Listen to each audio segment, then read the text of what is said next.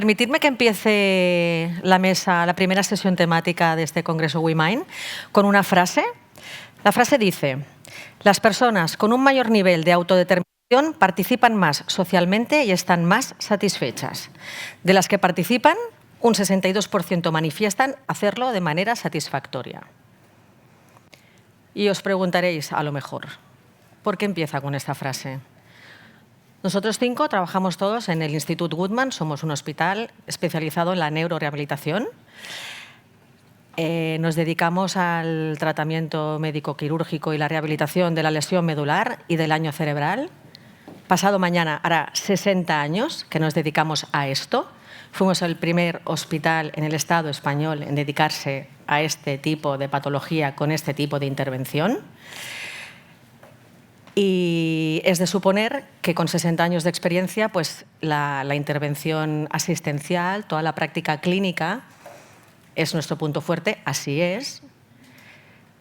Pero no nos preocupa solamente lo que hacemos dentro del hospital, sino que nos preocupa mucho qué pasa con nuestros pacientes cuando salen de las 4 paredes del hospital. Porque estamos hablando de personas que ya no tienen una patología, sino que tienen una condición, que es la discapacidad, y cómo eso les condiciona su vida, su participación social, etcétera, etcétera.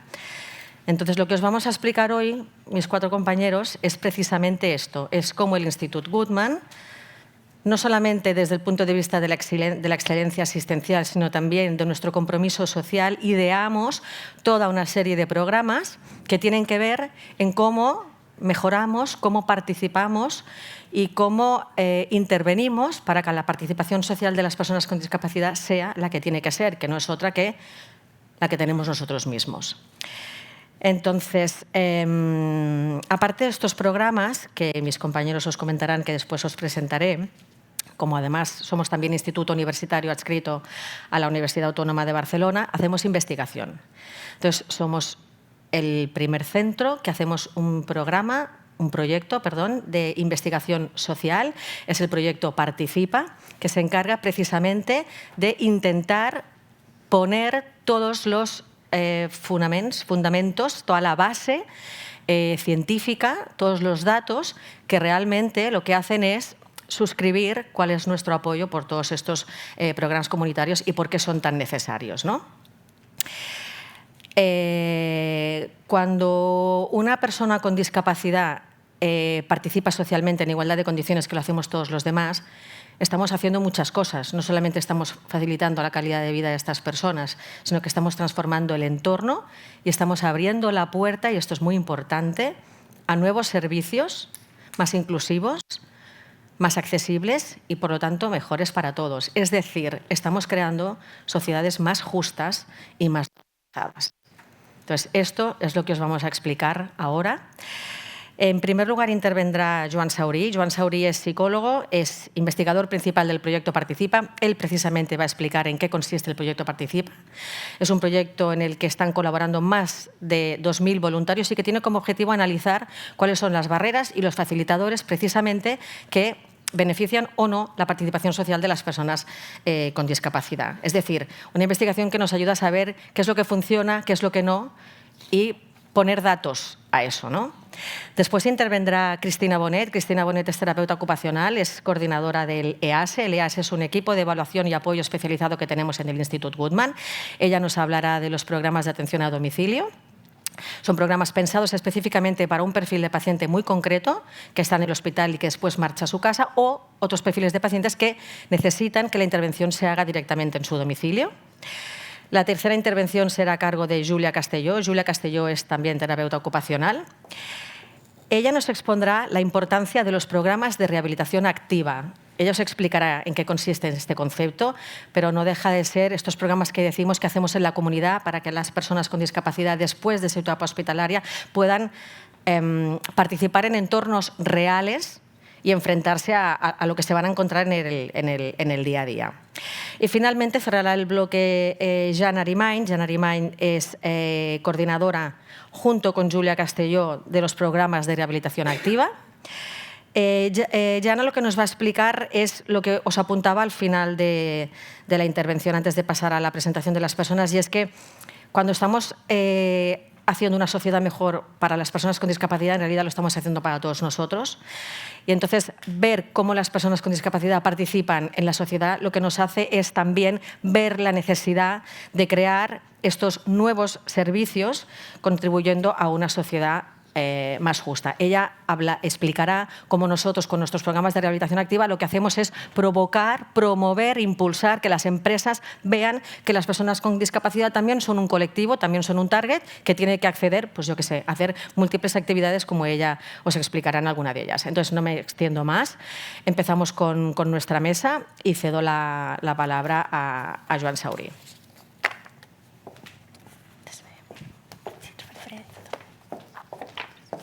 Buenos días. Para mí es un placer estar aquí hoy y compartir esta mesa con las compañeras con las que trabajamos en el Instituto Guttmann y en esta misión, ¿no?, de apostar por estos aspectos sociales y en este compromiso que, como apuntaba Elisabeth, desde hace 60 años, desde que empezó el Instituto Guttmann, hay un claro compromiso en relación a la promoción de la calidad de vida y de la igualdad de oportunidades en las personas con discapacidad. Bueno, sin más dilación, os voy a explicar brevemente, porque tenemos poco tiempo, en qué consiste el proyecto Participa y voy a explicaros algunos resultados que hemos obtenido hasta ahora. ¿De dónde surge esto? Pues como os decía, desde los orígenes del Instituto Guttmann hay este compromiso, pero allá por el año 2005 se creó el programa de investigación social estratégico del Instituto Guttmann. Ese programa básicamente lo que hacía era investigar sobre los resultados que obtenemos en nuestro día a día, en la práctica clínica y en los programas que tenemos en el centro. Y a raíz de esto nos dimos cuenta de que no era suficiente en poner el foco en lo que veíamos in situ en el centro, sino nos dábamos cuenta que una vez las personas dejaban el Instituto Guttmann para reintegrarse en la comunidad, experimentaban restricciones a la participación por razón de discapacidad, y esto era claramente una vulneración de los derechos, ¿no? Entonces esto para nosotros ya fue un claro indicador de que teníamos que desarrollar este proyecto. Pero no solamente esto, sino que en Guttmann tenemos un organismo que es el Consejo Social, que es un conjunto de entidades que representan a los diferentes colectivos de personas con discapacidad, y ellos mismos nos pidieron la necesidad de hacer un proyecto de investigación dirigido a poder ver cómo promover y fomentar la participación en la sociedad de las personas con discapacidad. Entonces, básicamente, el proyecto nace con esta idea, ¿no?, de dar voz a las personas con discapacidad. Yo, antes de empezar con los contenidos, hemos pensado en presentaros un vídeo que hicimos en la campaña de difusión del proyecto, que básicamente explica en qué consiste, ¿no?, o las bases por las cuales es necesario un proyecto como el Participa. ¿Te has preguntado a qué nos enfrentamos día a día a las personas con discapacidad? Eliminar un peldaño de mi vestíbulo me costó una discusión con dos vecinos. Así que en el fondo a todos nos gusta la accesibilidad hasta que nos toca el bolsillo. Desde pequeño siempre me decían, ¿puedo hacerte una pregunta? Yo sabía que no me iba a preguntar por mi signo del zodiaco. Los adoquines son muy bonitos de ver, pero son una verdadera mierda para nosotros. En mi empresa, cuando empezamos, me di cuenta que se veían conferencias o reuniones, no ponían intérpretes, y cuando la pedí me dijeron que me tenía que buscar la vida, que era mi problema. Así podría estar considerada una persona, diríamos, normal. Y ahora ya no. Nuestro día a día es una carrera de obstáculos. Incluso se han pensado que voy borracho cuando me ven andar. Tienes que hacer un esfuerzo para que la gente no vea solo la silla, sino que vea a la persona que está sentada en ella. Tengo 29 años y no quiero que me traten como una niña pequeña.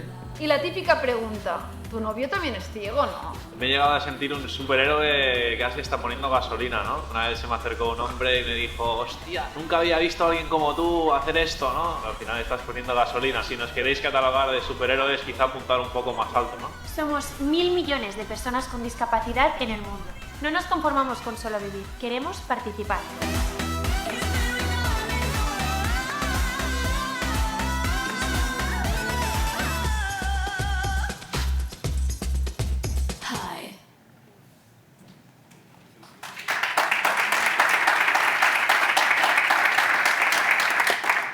Gracias. Bueno, por lo tanto, era necesario este proyecto. Es un proyecto claramente de investigación. Nosotros hemos puesto los recursos necesarios, sobre todo con una visión, en primer lugar, de visibilizar estas situaciones, ¿no? Estas restricciones a la participación, estas situaciones en las que se vulneran los derechos, en las que las personas con discapacidad experimentan dificultades.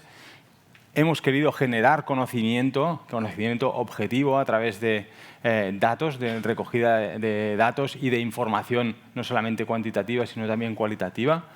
Y en base a este conocimiento, generar estrategias de cambio o pensar posibles acciones, brindar estos datos a los agentes responsables de cambio para al final transformar la sociedad. Nuestra idea es pasar de esta visión capacitista de la discapacidad, en la que se centra en el individuo, ¿no? En la que se entiende que la discapacidad es fruto de una alteración en las estructuras corporales, a pasar a una visión más del modelo social, en la que la discapacidad es el resultado de la interacción entre el individuo y el entorno. En la medida en la que la persona experimenta más dificultades, la discapacidad crece. Y esto no es una responsabilidad individual, sino que es una responsabilidad colectiva. Vale. Entonces, en el marco del proyecto nosotros nos hemos basado claramente en una perspectiva de derechos basada en la Convención de los Derechos para las Personas con Discapacidad, pero también para hacerlo operativo en la recogida de datos también nos hemos basado en la CIF, en la Clasificación Internacional de Funcionalidad. En esta clasificación de la OMS se define la participación como el acto de involucrarse en una situación vital. Es una definición muy amplia y nosotros, a través de un trabajo de revisión bibliográfica, identificamos 6 dimensiones de la participación. Podrían ser muchísimas más, pero al final el acto de involucrarse en una situación vital incluye pues, la vivienda, cómo te desplazas de un sitio a otro, en qué espacios participas de ocio o de tiempo libre, si trabajas o no trabajas, si te estás formando, con quién te relacionas, qué servicios necesitas y si están disponibles. Todo esto es lo que hemos tratado de operativizar en el proyecto Participa. Diseñamos una web app específica para el proyecto en el cual hay una recogida de datos longitudinal prospectiva. Llevamos 4 años recogiendo esta información y además no solamente hay estos datos cuantitativos, sino que además también habilitamos un espacio de foros de discusión en la que los participantes discuten en estos foros en relación a las barreras facilitadores y las dificultades que se encuentran en cada una de estas dimensiones. Vale, esto es un poco datos de lo que es la cohorte de participantes. Tenemos a día de hoy 2.689 personas registradas en el proyecto. Hay más de 19.000 cuestionarios completados, de los cuales 118 han sido completados en lectura fácil. Hay que decir que desde el proyecto hemos apostado para hacer que la herramienta sea lo más accesible posible en términos pues, de lectura fácil, de todo lo que es el tema pues, de la web. En relación a los foros, hay 1.686 publicaciones totales y un total de 374 temas. Entraré brevemente en resultados en cada una de las dimensiones. Entendemos que la vivienda es uno de los aspectos clave en el proyecto vital de una persona, ¿no? Por lo tanto, es un aspecto determinante en la participación social. Un 42% de las personas participantes encuentra barreras físicas o sociales para salir de casa. En un 27% apenas sale de casa. Estamos hablando de menos de 5 veces al mes. En un 14% no puede decidir dónde vivir ni con quién. Y en un 63% experimentan dificultades para acceder a los domicilios de familiares o amigos. Ahora estamos a las puertas de Navidad. Muchas de las personas de nuestro estudio no pueden ir a casa de sus familiares como hacemos la mayoría de nosotros. Teniendo en cuenta el tema del proyecto de vida, cuando vemos la posibilidad de tener una mayor vida independiente, esto se relaciona con un mayor bienestar y una mejor calidad de vida. Entrando en los resultados relacionados con la movilidad, vemos que el 72,6% percibe barreras de acceso al espacio público, ¿no? Son acceso a edificios, parques, En un 58% perciben barreras de transporte a corta distancia, y esto se traduce en ausencia de plataformas, salvaescaleras o productos de apoyo para deambular. Y en un 65,5% percibe barreras en el transporte de larga distancia. Cuando entramos en el tema de la ocupación, ¿no?, la situación laboral, vemos que tan solo un 28% de las personas que participan en el estudio están laboralmente activas. Y esto contrasta con el 65% de personas que están laboralmente activas en la población de personas sin discapacidad.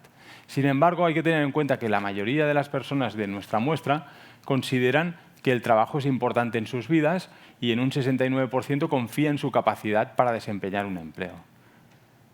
Como determinantes para la reintegración laboral, vemos que la edad, ser más joven, tener una discapacidad física no motora y poseer un mayor nivel de estudios, como aspectos que determinan el poder reintegrarse laboralmente. En cuanto al ocio, vemos que el 17,2% no realiza excursiones o actividades al aire libre. En un 25,3% no hace ningún tipo de ejercicio.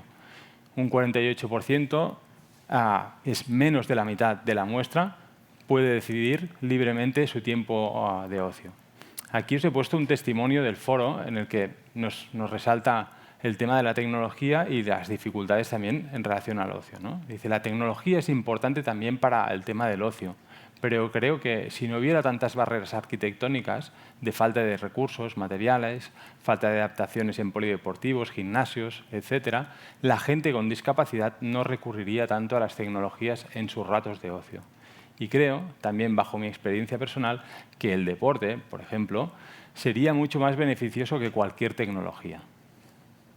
Este es un ejemplo de testimonios que podemos encontrar en el foro. En relación a las relaciones interpersonales, vemos que el 41% de las personas con discapacidad experimentan soledad no deseada. Esto también contrasta con el 13% de la población de personas sin discapacidad en otro estudio, el BBHI, que estamos desarrollando también desde nuestro instituto. Un 54% siente falta de compañía, 57% se siente excluido, un 53% se siente aislado. La soledad impacta más en las personas jóvenes de origen migrante y con menores ingresos mensuales. Finalmente, en relación al acceso a servicios, el 65% considera que las decisiones políticas y la falta de servicios adecuados dificultan significativamente su vida. Vale, a modo de conclusiones, os digo que tenemos muchísimos datos, he hecho 4 pinceladas porque no tenemos mucho tiempo, pero básicamente el proyecto lo que nos está diciendo es que aquellos que tienen menos recursos, sobre todo económicos, o una mayor severidad de la discapacidad, se enfrentan más barreras en casi todos los ámbitos. Falta de ingresos, apoyos y presencia de prejuicios limita la autonomía tanto como las barreras físicas. Todos somos muy conscientes de, ¿no?, las barreras más estructurales y lo que estamos viendo es que estas barreras más sociales de tipo son más invisibles, pero acaban incapacitando o limitando más la participación que las estructurales. Entonces, los resultados del proyecto a día de hoy también nos indican claramente la necesidad de invertir en vivienda accesible, transporte inclusivo, programas de apoyo personalizados, el acceso a la formación y el acceso a la ocupación, ¿no?, en igualdad de condiciones. Y finalmente, destacar esto, ¿no?, que la inclusión no exige que las personas con discapacidad se adapten, sino que la sociedad se transforme para permitir su plena participación y autonomía. Muchas gracias.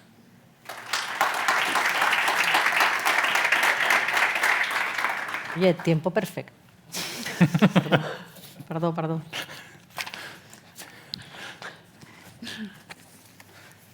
Bueno, yo trataré de explicaros, muchas gracias a todos por venir.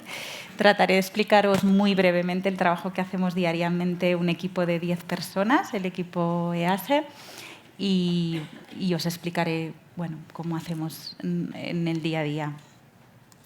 El equipo EASE Woodman es un equipo de apoyo especializado, es un equipo de atención comunitaria especializado en neurorehabilitación. que fue creado en el año 2000, tiene ya una trayectoria de 25 años de experiencia y fue un poco la primera apuesta de Instituto Guttmann para acompañar a las personas que atendían en el hospital fuera de este, ¿no? Acompañarles hacia donde ellos vivían. Está concertado con el Servei Català de la Salut, que es el proveedor mayoritario de sanidad aquí en Cataluña. Es un equipo multidisciplinar formado por 10 personas.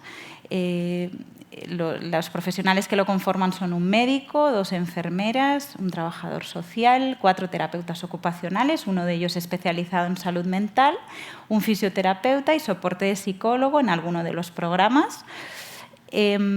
La particularidad es que atiende a la persona en el lugar donde se encuentra. Este lugar donde se encuentra suele ser el domicilio, pero puede ser también una residencia, puede ser un centro de atención intermedia. Y tiene una asistencia directa, un radio de unos 50-60 kilómetros alrededor del hospital, pero podemos actuar como consultores en toda Cataluña. Y estamos integrados en el equipo rehabilitador de Institut Guttmann. Bien, los objetivos, garantizar la continuidad asistencial, ¿no? Esta transición del hospital hacia la comunidad, mejorar la efectividad en la reinserción, dando soporte tanto a la persona como a su familia una vez vuelven a casa, establecer un sistema ágil de coordinación con el hospital de referencia, que en este caso es Institut Guttmann, y todo ello para favorecer una mejor calidad asistencial integral, personalizada, y, sobre todo, cooperar y formar a los profesionales de referencia que van a atender a estas personas en otros centros y otros proveedores, otros servicios que no son Institut Guttmann, porque al final la persona no vive en Institut Guttmann, sino que vive en otros lugares, con otros servicios, con otras idiosincrasias. Entonces, nosotros tenemos que ofrecer ese tratamiento especial, ese conocimiento especializado, ¿no? Bien, la actividad de este equipo se organiza como en 4 grandes programas, atiende unas 500 personas cada año. Estos son datos de actividad del año pasado, de 2024. El primer programa, que alberga muchas intervenciones muy encaminadas a esta transición desde el hospital a la comunidad, es el que llamamos programa de soporte al paciente de alta complejidad en el retorno a domicilio y el manejo de complicaciones. Estamos hablando de personas con necesidades muy complejas que necesitan un extra de acompañamiento más allá de lo que podemos hacer en el hospital para trabajar el alta, ¿no? Y este programa incluye, por ejemplo, asesoramiento experto en materia de accesibilidad individualizado. Vamos al domicilio, vemos qué adaptaciones, qué productos de soporte necesitará y reforzamos toda esa educación sanitaria en el domicilio, cooperando con los equipos que le van a atender allí, visitas conjuntas con atención primaria, con profesionales de residencia. Transferimos, en la medida de lo posible, el conocimiento a las personas que le van a atender en técnicas muy concretas en materia de neurorehabilitación. Pueden ser de manejo, de dispositivos, algunos pacientes pueden estar conectados a ventilación mecánica, con lo cual, o sea, todas estas particularidades, por eso lo llamamos alta complejidad, ¿no? Pues serían las intervenciones que haríamos para acompañar a este paciente a la comunidad. Y es el grueso de nuestra actividad donde destinamos más recursos y atendemos unas 400 personas al año en este tipo de acompañamientos. En el tiempo, digamos, hemos ido cambiando también y evolucionando y haciendo nuevas propuestas en base a las nuevas necesidades que íbamos viendo. Entonces, una vez acompañábamos a las personas a casa, vimos que había un grupo de personas afectadas de daño cerebral que necesitaban un extra y necesitaban otro tipo de acompañamiento. Entonces, ya en el 2012, con ayuda de Obra Social de la Caixa, empezamos con un proyecto para acompañar a las personas que tenían un daño cerebral a crear una rutina activa una vez estaban en el domicilio. Nos dábamos cuenta de que invertíamos muchísimos recursos rehabilitadores en que las personas pudieran recuperar los aspectos motores, cognitivos, pero después llegaban a casa y tenían bajos niveles de participación. Entonces quisimos hacer un programa adaptado a ellos, de acompañamiento terapéutico, donde se trabajan con las actividades instrumentales de vida diaria, puede ser ir a hacer una compra, utilizar el transporte público, manejar dinero, manejar mi propia pauta de medicación, ¿no? Y acompañar tanto a la persona como a las familias. Entonces pusimos en marcha este programa que atiende unas 40 personas al año. A continuación nos dimos cuenta que además estas personas con daño cerebral había otro grupo de personas que tenían otra particularidad, otra necesidad más concreta también, que eran personas que además del daño cerebral tenían alguna dificultad en el ámbito de la salud mental. Puede ser que lo tuvieran previo a este daño cerebral o puede ser que lo hubieran desarrollado como consecuencia del daño cerebral y que son personas que tienen este doble estigma porque ya recuperaron bien sus aspectos motores, entonces, bueno, parece que todo está bien, pero tienen todas estas dificultades cognitivas, emocionales y además algún problema del ámbito de salud mental o pueden consumir tóxicos, tal. Entonces, se creó un programa específico para estas personas donde se trabaja con estrecha colaboración con neuropsiquiatría y neuropsicología y donde hay un acompañamiento de un terapeuta ocupacional especializado en salud mental. Atiende alrededor de unos 37-40 personas al año también. Bueno, después, un poquito más tarde, ya en el 2021, definimos un proyecto, implementamos un proyecto para aquellas personas que tienen una lesión medular aguda por causas estamos viendo mayoritariamente oncológicas, las personas que hemos atendido, y no pueden seguir un tratamiento de rehabilitación intensiva.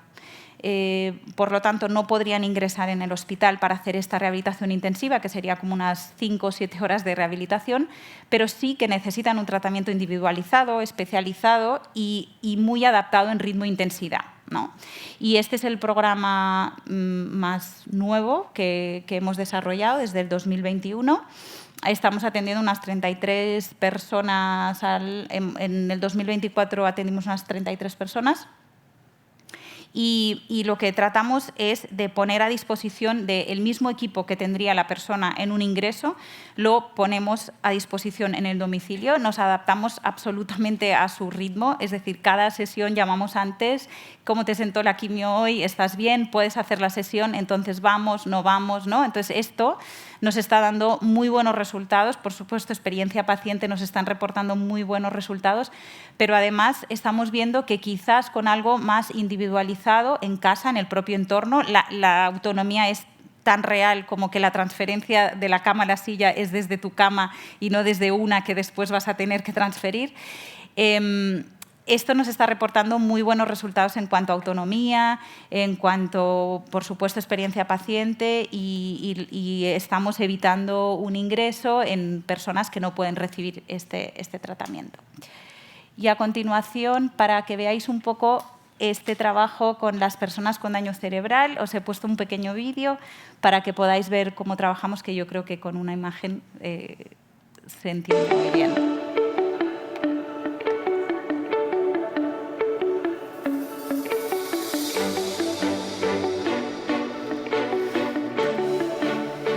Sales de Goodman, sales y te encuentras con que, bueno, vuelvo a una realidad que teníamos antes, que cambió y que ahora hay que adaptarnos a otra forma de estilo de vida. El daño cerebral tiene un gran impacto en la vida de las personas que lo sufren y en sus familias. Las secuelas pueden afectar de manera global a su día a día, limitando su autonomía, dificultando su integración, restringiendo su participación social y disminuyendo su calidad de vida. Llevo trabajando con Federico desde hace 6 meses y bueno, hay un vínculo terapéutico muy especial con él, con una evolución muy buena. Es como que el programa te ordena y te dice, te da las pautas. Se disfruta también porque ves realmente los cambios. Claro, al principio lo mirábamos como diciendo, que no se le caiga esto, que no se le caiga el otro, y cuando quisimos acordar ya estaba haciendo todo, se estaba sirviendo su comida, se estaba sirviendo, haciendo su propio desayuno, poniendo las tazas en el lavaplatos y así, y era... Es como empezar a ver una normalidad para toda la situación con la que nos habíamos encontrado de sopetón. Empezamos sobre todo con higiene básica o actividades de vestido en el que le costaba planificar la actividad, secuenciar los distintos pasos, y hemos ido avanzando hacia actividades mucho más complejas, como puede ser la preparación del desayuno, el que pueda colocar y organizar su ropa en el armario, que pueda ir a comprar con una pequeña lista, o incluso coger el transporte público.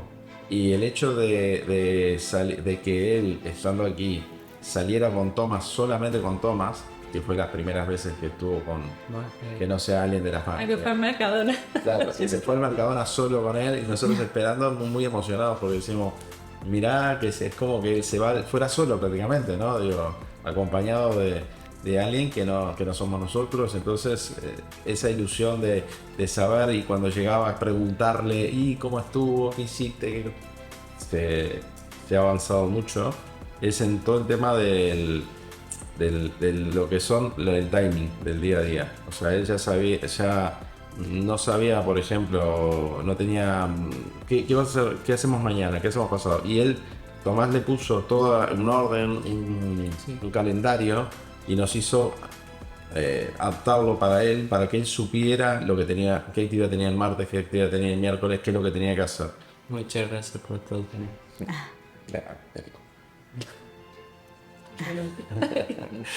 Bueno, yo les agradezco a Tomás, a todo el equipo, a todos los que han hecho esto, que realmente lo tendrían que ver todos las familias después de que salgan de un lugar así. Es una guía para mí imprescindible. Es como un brazo que sale de la Goodman así y te ayuda, y te da una mano.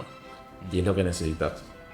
Sin ese brazo no sabríamos cómo estaríamos ahora, la verdad. Pero seguramente estamos muchísimo mejor ahora. Eso es lo bueno. ¿A que sí? Sí, es mucho mejor esto. Mucho mejor. ¿Y vamos a darlo? Todo.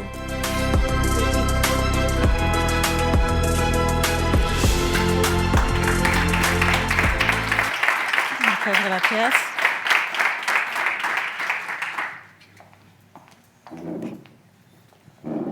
Bueno, buenos días. Yo lo haré desde aquí, si me parece bien. Bueno, me toca presentaros los programas de rehabilitación activa que hacemos también desde nuestra institución. Bueno, siguiendo con la línea que han explicado mis compañeros, ¿no? Goodman intenta trabajar mucho con esta dicotomía entre dos entornos. Uno es el entorno hospitalario y el otro es el entorno de la comunidad, sabiendo que cada vez tenemos que ir más a la comunidad, que la comunidad es más demandante, que las personas quieren más cosas, y de alguna manera entendiendo que el entorno hospitalario se nos quedaba de alguna manera corto para trabajar algunas cosas también. O sea, por mucho que tú quieras simular dentro de un hospital, sigue siendo un espacio protector, que es lo que tiene que ser, y por eso intentamos, ¿no?, pues cada vez salir más hacia afuera. Vale. La rehabilitación activa se basa sobre todo en campamentos, que lo que quiere decir es que no son intervenciones semana a semana, sino que son intervenciones intensivas de entre 5 y 10 días, ahora os los explicaré bien, y parten de la necesidad, pues esto, ¿no? Después de una fase hospitalaria, los pacientes sienten pues, que no están preparados para afrontar una vida en la comunidad, por muchas de las cosas que han explicado ya mis compañeros, ¿no? Entonces, los problemas de rehabilitación activa también han ganado peso y evidencia para poder abordar necesidades que las personas con lesión neurológica tienen más a largo plazo. Es decir, evidentemente el hospital puede atender las necesidades primeras, ¿no?, de una lesión. Sin embargo, este tipo de programas intervienen más en las otras necesidades que vienen un poco después. La rehabilitación activa tiene 10 elementos clave. El primero es el apoyo entre iguales. Son unos campamentos que se hacen en grupo, es decir, no son intervenciones individuales, sino que se hacen en grupo. Están acompañados por profesionales de la salud. Se entrenan actividades de la vida diaria y actividades instrumentales, y todo en entorno real. También se abordan actividades de ocio-deporte, sesiones de educación e información que abordan otros aspectos de la discapacidad que no son solo las físicas o las actividades de la vida diaria. Los entornos de entrenamiento siempre son lo que decimos, ¿no? Accesibles y adaptados, porque sí que tienen que poder desarrollarse, pero sin embargo sí que son reales, es decir, son hoteles, son instalaciones deportivas y demás. Hay unos criterios de admisión, más que nada pues, para hacer que el grupo sea de alguna manera, tengan cosas en común y pueda funcionar como un grupo bien. Se fijan objetivos y hay una evaluación inicial y final, y los objetivos, aunque tengan objetivos de grupo, también son objetivos individuales, es decir, también hablamos individualmente con todos los participantes. Bueno, también tiene una formación de mentores para liderar actividades. Los mentores son personas con una larga trayectoria en la discapacidad que se integran con el grupo en las actividades que van a hacer y sirven de alguna manera pues, de peers o mentoraje para resolver dudas que puedan salir y demás. Y la duración suele ser entre 5 y 10 días. Bueno, nosotros todo esto lo empezamos colaborando con otras organizaciones europeas que ya tenían mucha trayectoria en este tipo de campamentos. Y actualmente formamos parte del Active Rehabilitation International, que es de donde se trabaja conjuntamente pues, para poder realizar investigación conjunta, formar a mentores desde la misma manera, es decir, de alguna manera estandarizar este método, ¿vale? Entonces, después de estas alianzas y de colaborar en otros campamentos de otros países, otros hospitales, otras organizaciones, decidimos crear el nuestro propio desde el Instituto Goodman, donde podemos atender pues, a la población que a nosotros nos atañe. ¿Vale? Y el programa se llama Vida Activa y es un programa de empoderamiento y participación a la comunidad. Vale. El Vida Activa es un programa de entrenamiento, como os he dicho, que pretende acompañar a personas que puedan retomar y repensar su proyecto vital. En un inicio eran más personas que de alguna manera se acababa la estancia hospitalaria y no se sentían preparadas para ir a la comunidad y entonces como que participaban en este programa, pero cada vez hemos visto más que también hay personas que llevan un tiempo ya con una discapacidad, pero que están repensando su proyecto vital. Por ejemplo, volvieron a casa de sus padres a vivir después de la lesión y ahora se quieren independizar. O han estado en un centro residencial sociosanitario y ahora quieren dar el salto a la vida independiente. Pues este tipo de personas también entran dentro de los criterios del programa. Lo fundamentamos en 4 dimensiones: la potenciación de la funcionalidad, la calidad de vida, el empoderamiento y la participación. Y estos son las 4 dimensiones que vamos sobre todo a investigar e intentar ver qué es lo que pasa en este proyecto. Bueno, las características principales son son las mismas que todos los otros programas de rehabilitación activa. Sí que es verdad que nosotros, por ejemplo, pues, hemos dado 2 semanas de entrenamiento continuado porque el fin de semana no hacemos actividad y lo dejamos libre para que ellos experimenten también la estancia allí.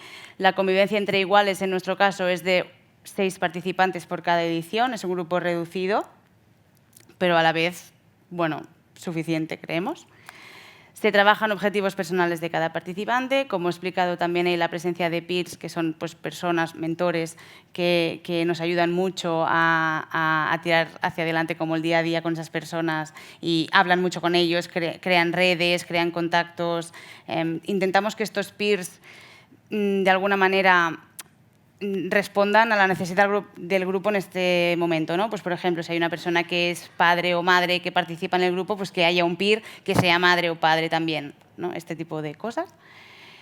Todas las actividades que realizamos lo hacemos en el entorno cotidiano y está, pues, como he dicho, personas que se encuentran en fase de vuelta a casa o repensando su proyecto vital.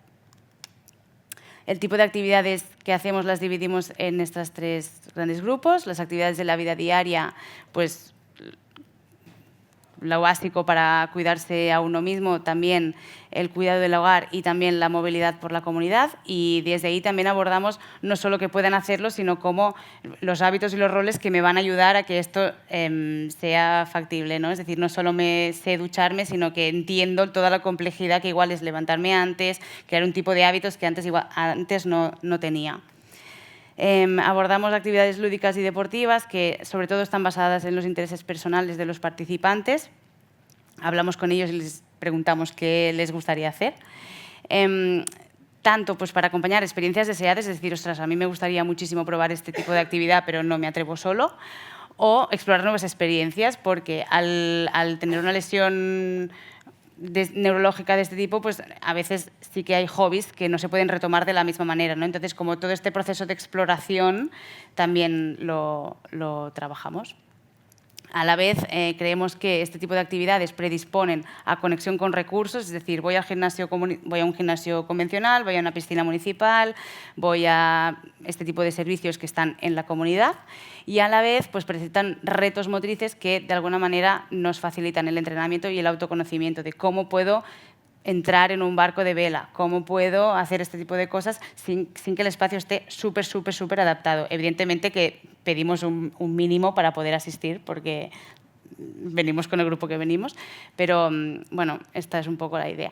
Y luego tenemos los talleres formativos que intentan abordar pues, todos los otros aspectos vitales que envuelven la situación de discapacidad, de los cuales yo creo que Joan también ha hablado mucho, ¿no?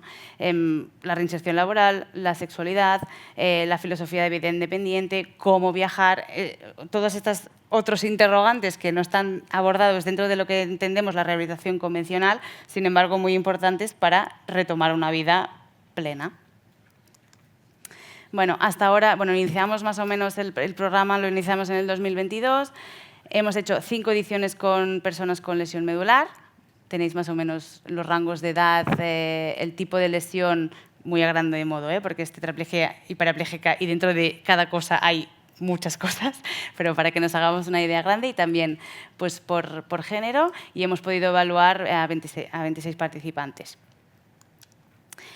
Para la evaluación, pues sobre todo, hemos establecido un método mixto, primero porque cuantitativamente podemos valorar la funcionalidad y la calidad de vida, pero nos faltaban todas estas cosas más cualitativas que creemos que el programa tiene y que no salían a la luz con un abordaje solo cuantitativo. Entonces, la parte de empoderamiento y participación lo hemos evaluado cualitativamente. Para la evaluación cuantitativa hemos utilizado estas 4 escalas de valoración ya estandarizadas. Hemos hecho un sistema pre-post evaluándolos el primer día y el último día y todos los aspectos han salido positivos, tal y como lo podéis ver. O sea, al menos de forma inmediata sí que tiene un impacto positivo en la calidad de vida y la funcionalidad de las personas.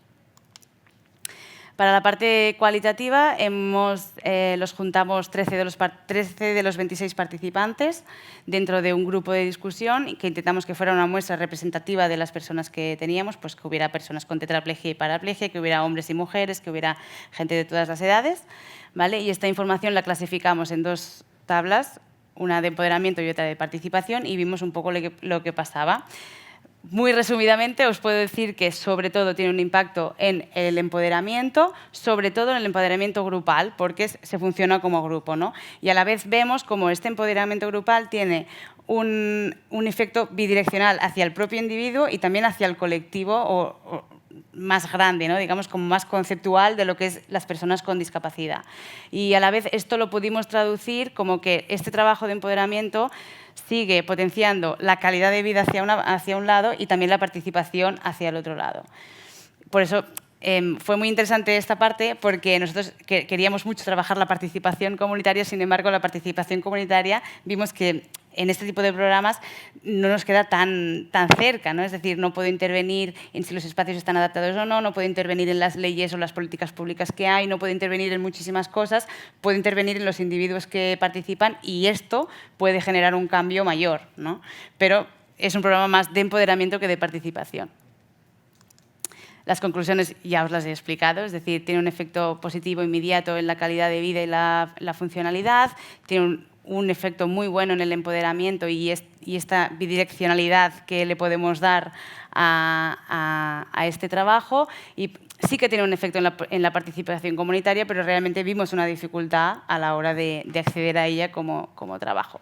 Y luego también interesante entender que los 4 conceptos se interrelacionan, ¿no? Es decir, que en un programa enmarcado como es el Vida Activa, creemos que interaccionan y se potencian los unos a los otros, ¿no? Que no podemos aislar el empoderamiento de la participación, ni la calidad de vida, ni la potenciación de la funcionalidad, sino que los tenemos que hacer funcionar de una manera interaccionada. Y nada, esto es una reflexión y es que nosotros hemos trabajado con personas con lesión medular y ha ido todo muy bien, pero creemos de verdad que esto se tiene que seguir explorando con otro tipo de colectivos, con cosas más complejas, con personas con mayor dificultad, y este es uno de los retos que tomamos.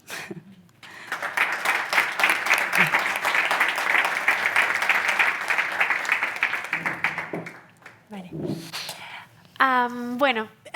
Todos mis compañeros con sus intervenciones hemos visto que en Institut Guttmann la rehabilitación no termina cuando la persona acaba su tratamiento, sino que la rehabilitación acaba cuando la persona tiene las herramientas necesarias para construir una vida participativa y lo más significativa posible.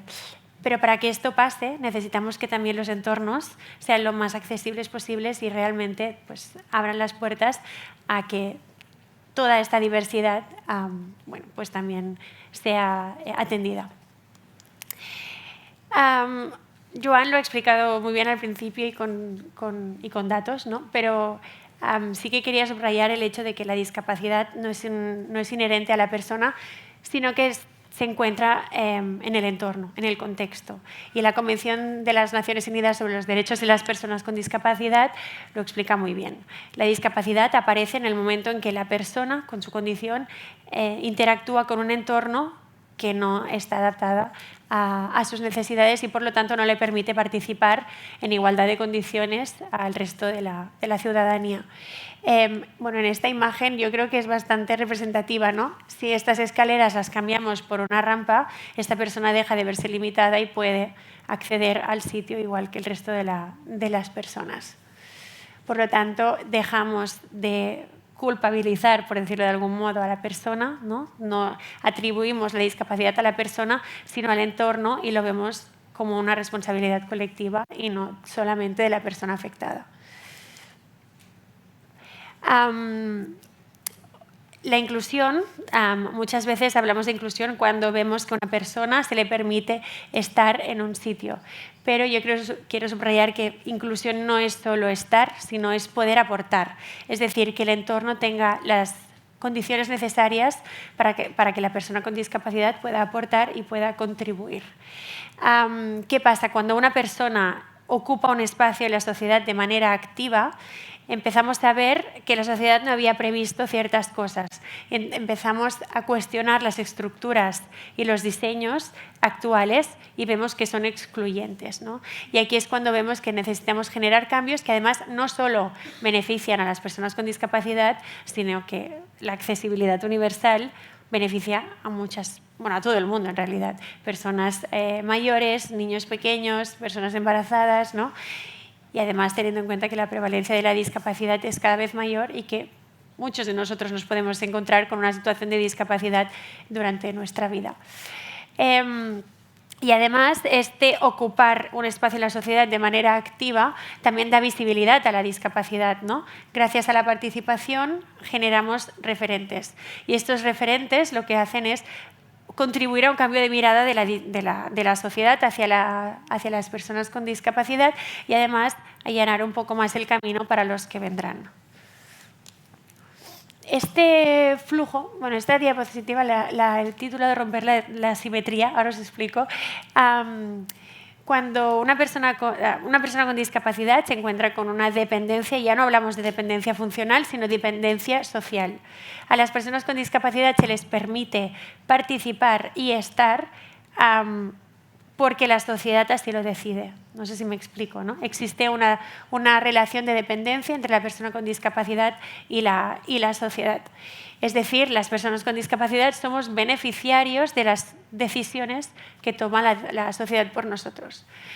Cuando los entornos pasan a ser accesibles, podemos participar. Y si damos un paso más, podemos contribuir, aportar. En el escenario perfecto es donde ocurre esta reciprocidad, donde la persona con discapacidad no solo recibe, sino que también puede dar, puede aportar.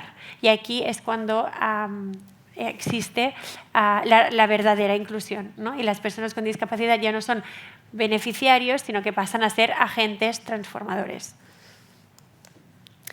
En Institut Goodman nosotros también somos agentes transformadores, ¿no? Tenemos una serie de programas, aquí han salido bastantes, donde salimos de las 4 paredes del hospital con los pacientes, ya sea en la fase inicial de ingreso, de ambulatorio o incluso con expacientes.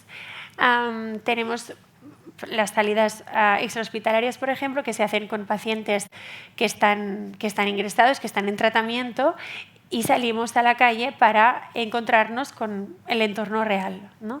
También está el Vida Activa, los programas que ha explicado Cristina también de intervención en la comunidad. Y también el Sports and Life, que es un programa que hacemos con expacientes en fin de semana, donde pueden participar con sus familiares, con sus amigos, y es una manera de dar a conocer diferentes actividades que pueden estar a su alcance. Y también es una manera que tiene el Institut Goodman de compartir sus conocimientos con los proveedores, con empresas, con el entorno en general. Durante estas experiencias nos hemos encontrado con varios proveedores que tienen ganas de adaptar, de poder ofrecer sus servicios a personas con discapacidad. Y os hemos puesto 2 ejemplos. El primer vídeo es de una empresa de paramotor que vino al Institut Goodman a adaptar el paramotor. No me sale. Si podemos poner el vídeo, por favor. Skycrew Parapent, i volem que tothom pugui viure l'experiència de volar. Per això, hem adaptat el nostre paramotor, perquè les persones amb mobilitat reduïda i diversitat funcional també puguin sentir aquesta sensació de llibertat. Cada vol és únic, un moment per desconnectar, compartir, somiar i recordar que no hi ha límits per obrir les ales i gaudir del cel.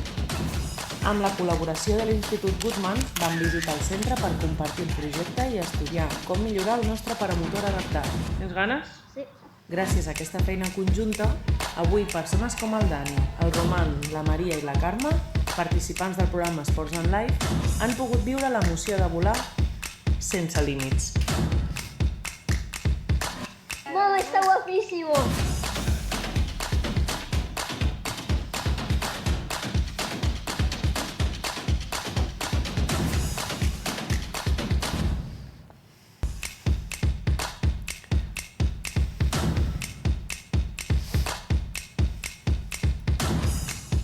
No puc un altre cop, oi?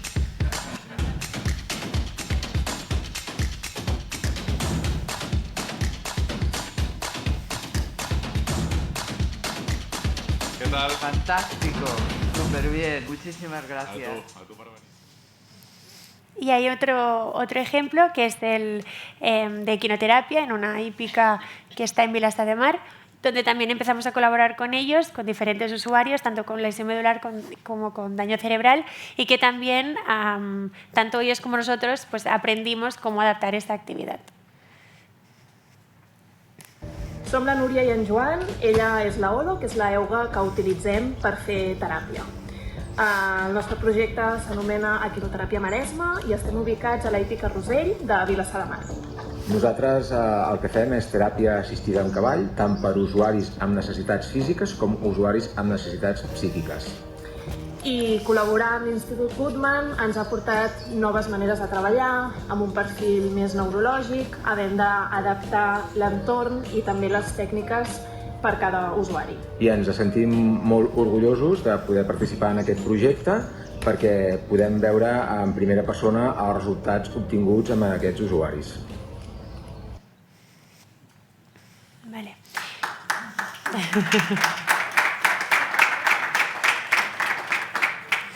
Y bueno, en definitiva, pues más participación implica un beneficio, ya no solo para la persona, sino también una inversión en la sociedad, porque implica una menor medicalización y mejor percepción de calidad de vida según la OMS, y también una mayor autonomía y salud mental. Según la OCDE, también una mayor ocupación y, por lo tanto, pues, personas más activas que contribuyen social y económicamente. Y ya no solo a nivel individual, sino que como comunidad también nos permite ser más creativos y hacer comunidades, sociedades más justas y más empáticas. Además, esto lleva a un mayor sentimiento de pertenencia de las personas con discapacidad a la comunidad, reforzando y mejorando los vínculos sociales. Y además, lo que decía antes, participar más pues aporta mayor reciprocidad y, por lo tanto, una manera más justa de participar.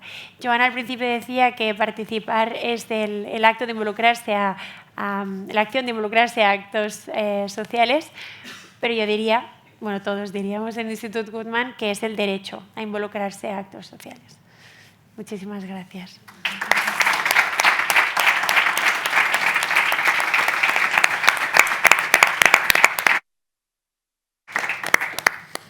Bueno, no sé si tenemos unos minutos para algunas preguntas entre el público. ¿Alguien que quiera hacer alguna pregunta respecto de lo que mis 4 compañeros han explicado? ¿Cómo abordamos toda esta intervención en la comunidad a través de diferentes programas? ¿No hay ninguna pregunta? Pues si de momento no hay ninguna pregunta, yo sí que quiero hacer una pregunta que, a ver cómo podemos abordarlo, en el sentido de que en el Instituto Guttmann nosotros somos conscientes de que nuestros pacientes, el momento del alta es un momento crítico. Nadie quiere irse de Guttmann. Nadie quiere estar en Guttmann, pero después nadie quiere irse. Entonces, para abordar el momento este del alta, ¿cuál pensamos de verdad que es el momento más crítico una vez que el paciente traspasa al hospital? ¿Es cuando llega al domicilio y se encuentra con las cosas que tiene que adaptar y cómo recupera su vida normal? ¿Es cuando quiere volver a trabajar? ¿Cuál es el momento realmente más crítico a partir del alta? No sé, responderme quién consideréis. Joan, Cristina, Julia. Bueno, yo como psicólogo y sobre todo con los resultados que tenemos, ya no tanto del proyecto Participa, sino dentro del programa de investigación social, donde analizamos también datos. O sea, en el Instituto Guttmann tenemos, aparte de lo que son los programas de rehabilitación post-aguda, después de la adquisición de la discapacidad, tenemos un programa de valoraciones integrales periódicas que consiste en que aquellas personas que han sido dadas de alta acuden periódicamente, una vez al año, a hacer un control. Los propios pacientes le llaman la ITV, un poco como haciendo un poco... Entonces, esto en cierto modo nos permite también tener un ojo puesto qué ocurre después del alta y monitorizar, no solamente en términos médicos, sino a nivel psicosocial, que es lo que sabemos es que ese primer año después del alta, hasta el primer año de evolución, ese es un momento crítico.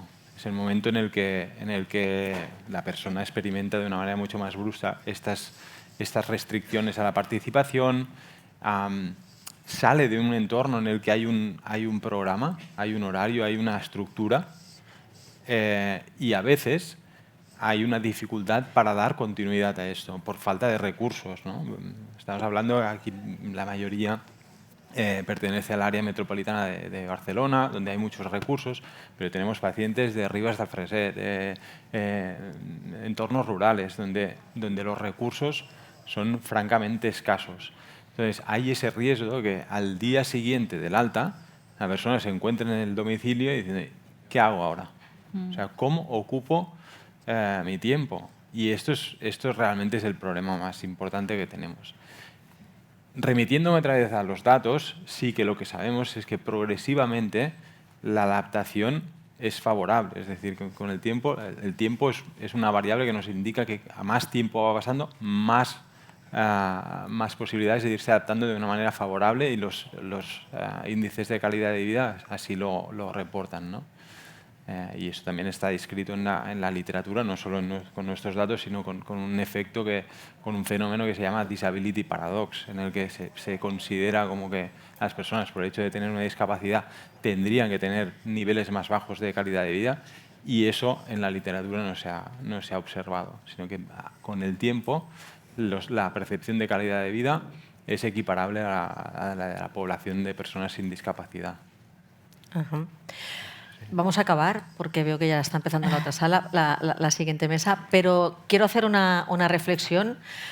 Quiero que mis compañeras, una de ellas dos, responda a... Estamos hablando de hacer sociedades justas, normalizadas, y cuando tú piensas en la discapacidad, piensas en que hay que hacer sociedades accesibles, ¿no? Que todo sea accesible. Y cuando hablas de accesibilidad siempre estás pensando en barreras físicas. Para nosotros, tanto más importante que la barrera física es la mirada social. Queremos cambiar la mirada social y queremos que todos los que estáis hoy en esta sala seáis muy conscientes de qué representa cambiar la mirada social. Entonces, Julia o Jana, por favor, ¿podéis explicar claramente qué es cambiar la mirada social para que todos nos vayamos sabiendo de aquí qué es lo que tenemos que hacer o no hacer? Sí, lo voy a intentar. A mi entender, cambiar la mirada social es simplemente ver a las personas con discapacidad, con todo tipo de discapacidad,